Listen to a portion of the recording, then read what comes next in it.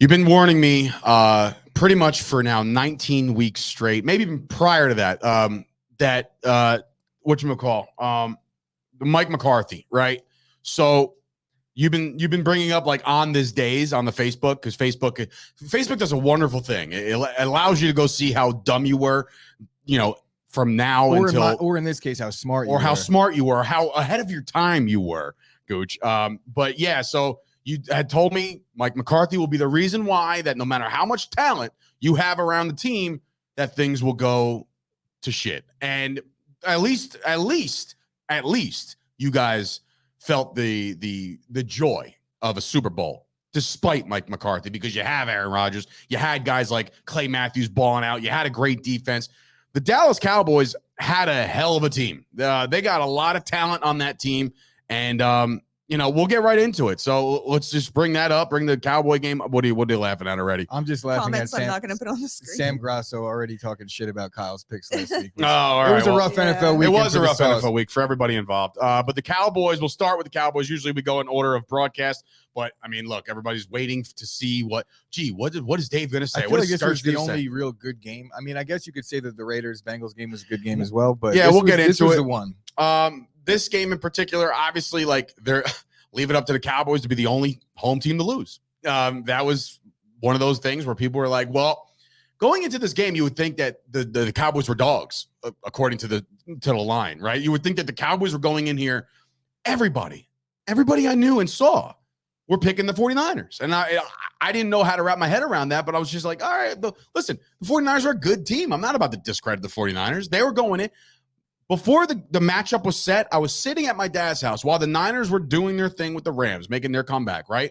I was at my dad's house for that, and he goes, this is the team I don't want to see. And I was like, yeah, you're right. I mean, they run the ball well. Their defense is good. Bosa's an animal. Like, Shanahan's a great coach. I don't want to see this team either. Then it happens. The matchup is set, and you're like, all right, I'd much rather seen Kyler Murray for a second time. I'd much rather have seen McVay maybe, right? But the 49ers, they're good. I'm not going to sit here and say that they're not a good football team. I mean, the 49er fans that are excited about this win, you have every reason to be excited because you get one more week. And that's all I'm saying is one more week of football, because now you're not running into a Dak Prescott. You're running into somebody else who I consider is the greatest quarterback maybe of all time. And that's Aaron Rodgers. So for you guys to get excited, I get it. It's another week of football. If Dallas would have won, we didn't have to see Aaron Rodgers next week. We would have went and saw Tom Brady, which, again, I've told a lot of people around me, I said, look, if the first round was the Cowboys and the Bucks and we lost to Tom Brady, it's almost like, all right, we lost to Tom Brady. So did everybody else, But to lose to Jimmy G and that offense, it left me a little unsettling. The Cowboys had a lot of chances to win this game. Plenty of chances, right? The slow starts, just overall, like, they couldn't protect Dak in the first half at all, which is nuts because it wasn't even really Bosa, and then Bosa goes out. Yeah, it's not much Bosa, but Bosa taking up in the first half, particularly. Bosa was getting eaten up by the double team. There's so much to really dive into, and Anand just brought up something. Did you see the fake punt? Yeah. Did you see the play after that? Yes. Mm-hmm. Okay, that is key to. When I say that Mike McCarthy and Bones Fossil think they're the smartest guys in the room, that's them proving that. Like, oh, wait until you see this. Not only are we going to fake a punt, but we're going to line up as if we're going to make another play, right? So the Niners have to burn a timeout to get their defense out there. And guess what? Shanahan was sitting over there like this. Go ahead. No. Snap it. You burn no, the snap it. Go. Because I got Noah Brown in the backfield. Snap it. Like, that was never going to be a play. And the fact that they thought it was was burning me up. I'm like, and not only that, you wasted a minute of game time. Down. You wasted the clock mattered then, but still, in hindsight, it always matters. That minute would have been great to have at the end. Yeah, no shit. But what I'm saying that is was the first half, though, no?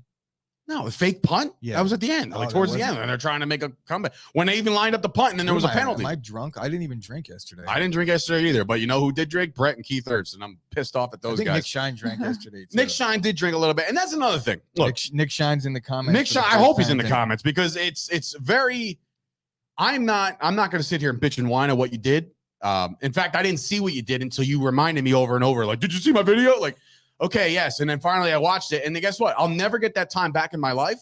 And I'll also never get that vision out of my eyes to see your ass doing a snow angel because the Cowboys lost. Not his ass, like figuratively, like it was his actual. His whole ass was out literally on display, and it was disgusting. And I leave nothing. Listen, Nick Shine, I know has no shame whatsoever, and that's something to be, I guess, maybe commendable about him. Guys that have that kind of moxie, sure, great. But like again, you guys, you're welcome. Your guy, the narrative is in regards to the reactions to the games. It's very corny to celebrate a team's loss like that. Like when you're not a fan of the team. If you're a Giants, Eagles, or Washington football team fan, and you watch the Cowboys get eliminated, yes, go ham, go nuts. Because look, I'll tell you right now, I was the first one to say like, the Eagles rested their starters for this shit, right? And I watched the Bucs kick their ass, right? And I'm like, this is great.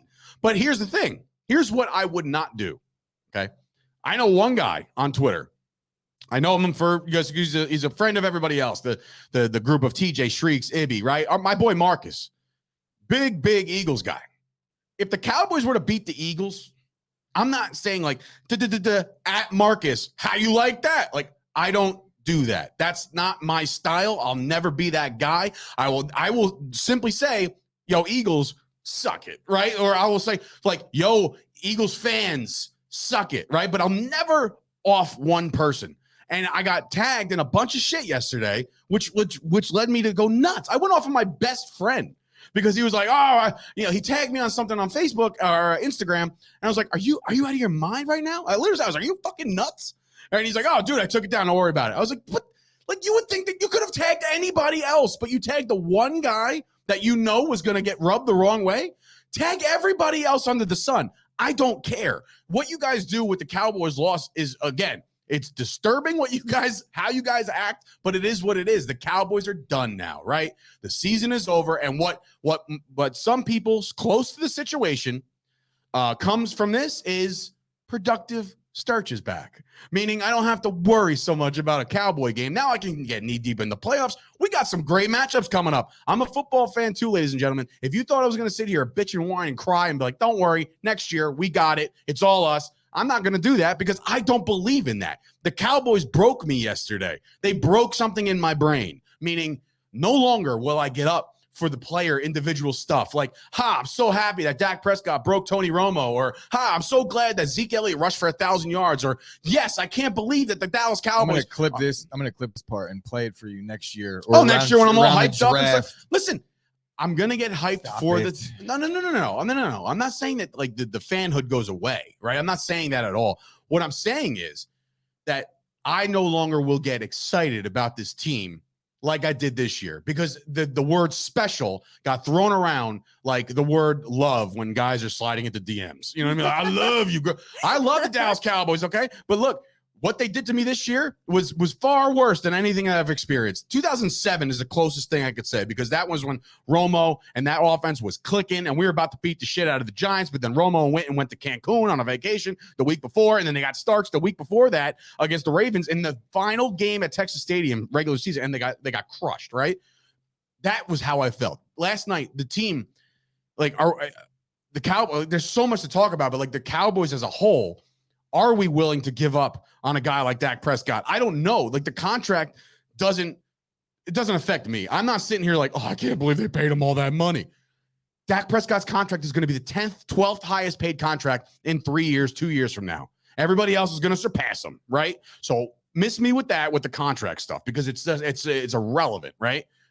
I'm more worried about what you told me to be worried about, Gooch, and that's the coaching. Yeah. Like what we saw last night with decisions and thing, like just Bro, weird. Let's just talk about the game now. I know you had to get that off your chest. Yeah, of course. I let you get it off your chest, but now we could talk a little bit about Mike McCarthy. We could talk about 14 seconds ago calling a quarterback draw. You could talk about Kellen Moore. I know we got a lot to unravel because I think that there's possible changes in Dallas, which we're going to get to, but just breaking down the game itself, the first half, they couldn't protect Dak. The offense never got a chance to get going.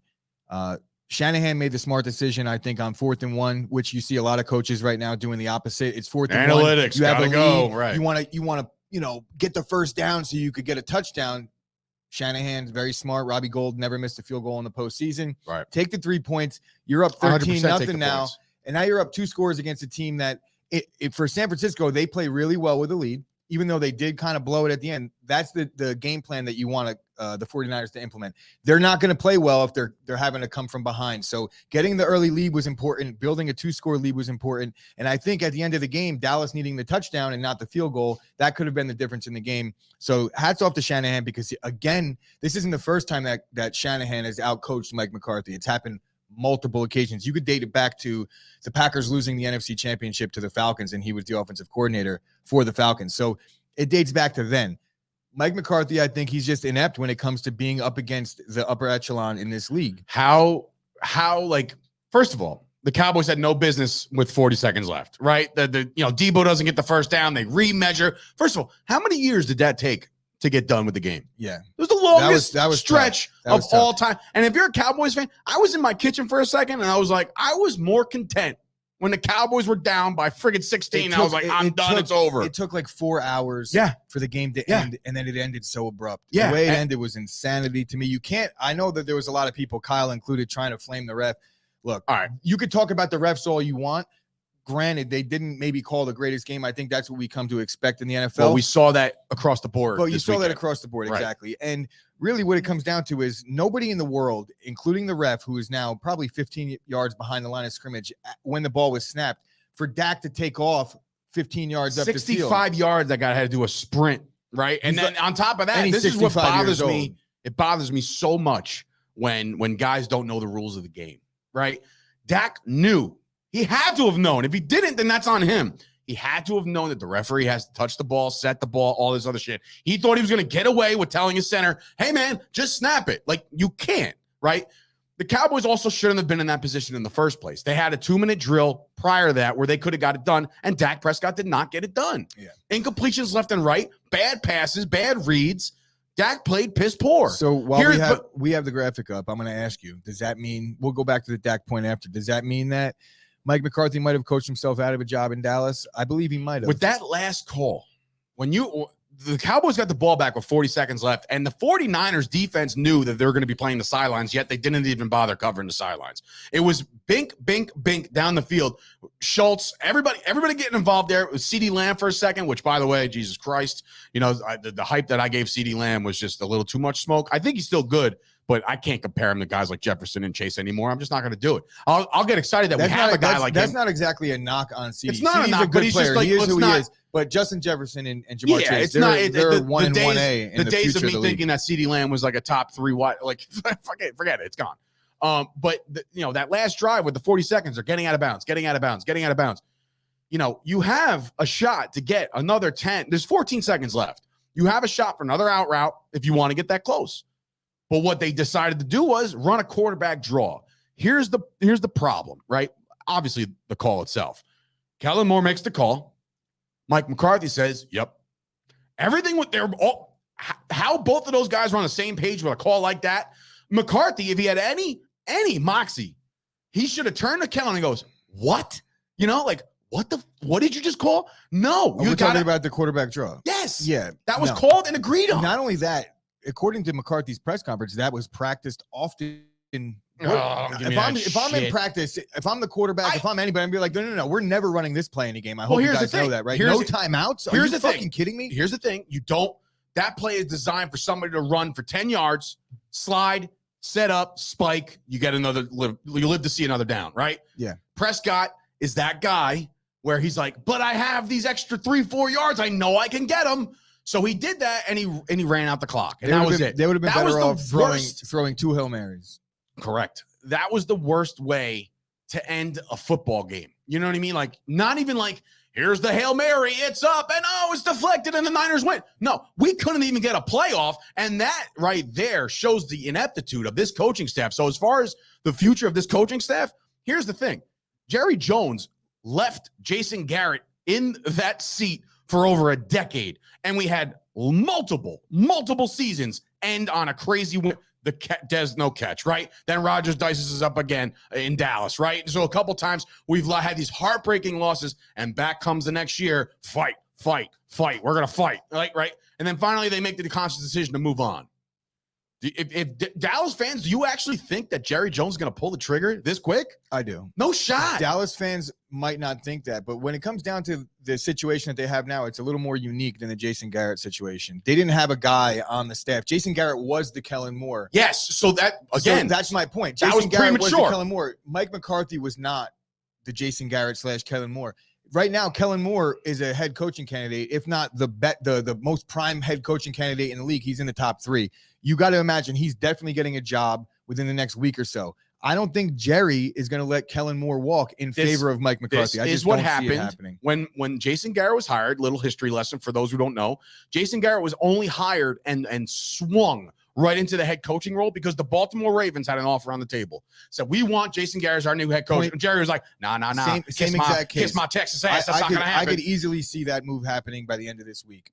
That would be, when I tell you this, don't be surprised. I said there's multiple writers that I credit online on Twitter that I actually can consider serious. And multiple people said, well, this called game offensively just lost Kellen Moore the opportunity to coach anywhere else. So you're telling me that the Dallas Cowboys are, well, that's good because he's going to be our next guy. That's garbage. I don't think it costs Kellen Moore anything. He's not the head coach. I think the X's and O's and what he's done all year, that's more telling than this. This is on the head coach, point blank. The 14 penalties, that's on the head coach. You could point to individual players. Discipline football. But when you look at it all as a whole, it's the head coach is responsible for the plays that are being called. You could say I'm the coordinator, this, that, and the other.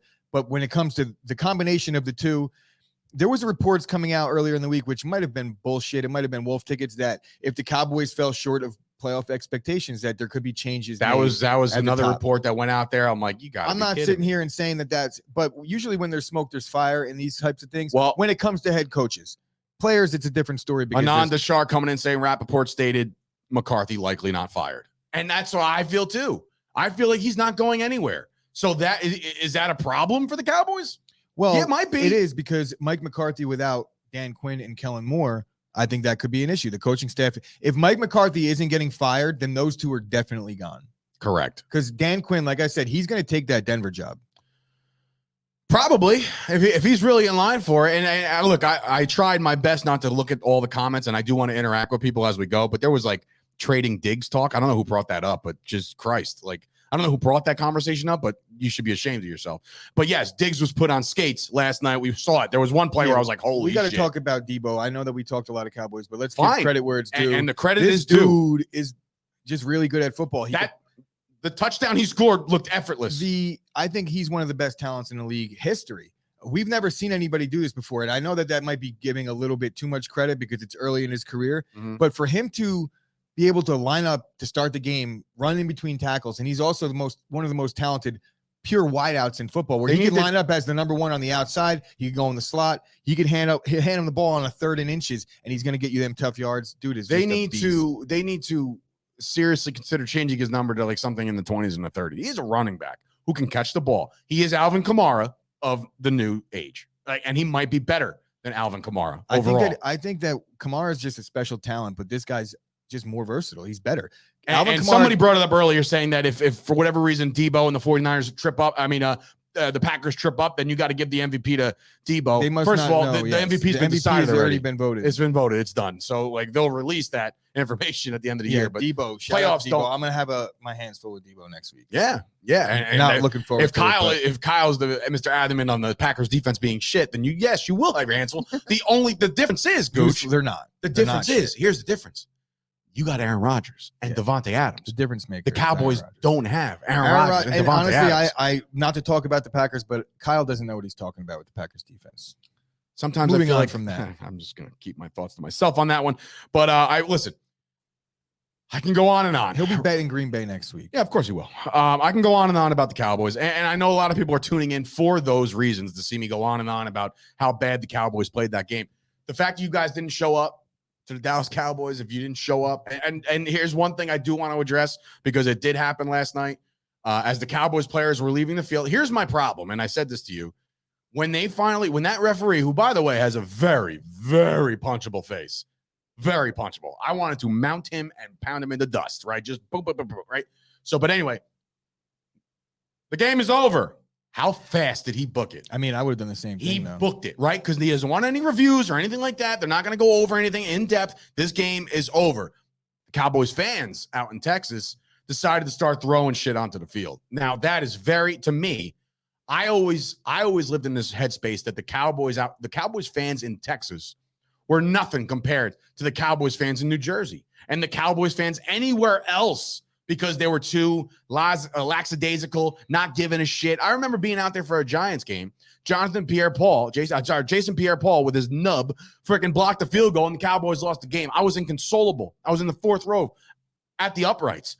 And like I had Cowboys fans knocking me on the back, like, don't worry, man. We played a great game. We're going to get them next year. Don't even worry about it. I'm like, I'm sick, right? So like I know how I feel about Cowboys games, right?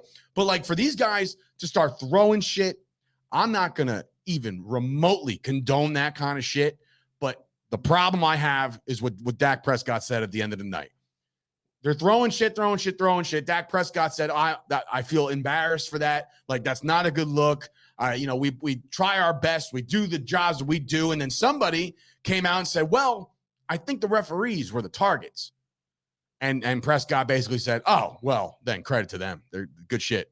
Like, Yeah. What, Dak? He lost the Walter Payton Man of the Year. Yeah, in one moment. I will admit that I did get that comment from Ken Paulman, who's very active, and I guess he's back. He's all out of Facebook jail because he's been commenting the last couple of days. Okay. It was very, very shitty scene in Dallas. I have security friends that work there who said that it was a danger zone. Like, they were throwing bottles, and according to my boy Jay said they were wrapped pickles. I didn't know that was a thing, but sure, you want to wrap a pickle and throw it? Go for it. But like, I don't condone any of that shit. It was very Philadelphia-like. It was very Jets-like. The Jets fans get nasty with their people. That's a different fan base, man. And the Cowboys aren't that because they don't actually show that much passion. Like, do I want to like credit them for being mad? You can be mad. Just don't be a douche. Yeah. Don't throw shit onto the field. Don't do shitty things move. and don't condone shitty things. It's a lesson for all of you Cowboys fans. He definitely and to you, Dak, don't be an ass. He know definitely you're listen, a good guy. I know for a fact that Prescott will more than likely come out on record today in his closing arguments is like a court case. It is like a court case. Mike McCarthy might have some. His closing argument, his closing press conference for the year. I'm sure he'll say like, "Look, in the moment, I was trying to make light of a situation, and I shouldn't have said what I said." That's more than likely what Dak's going to do going into the offseason, in which they go into the sunset and we don't see him for a little while. I'm talking about the Cowboys as a whole. And to me, thank God, because I need my life back a little bit.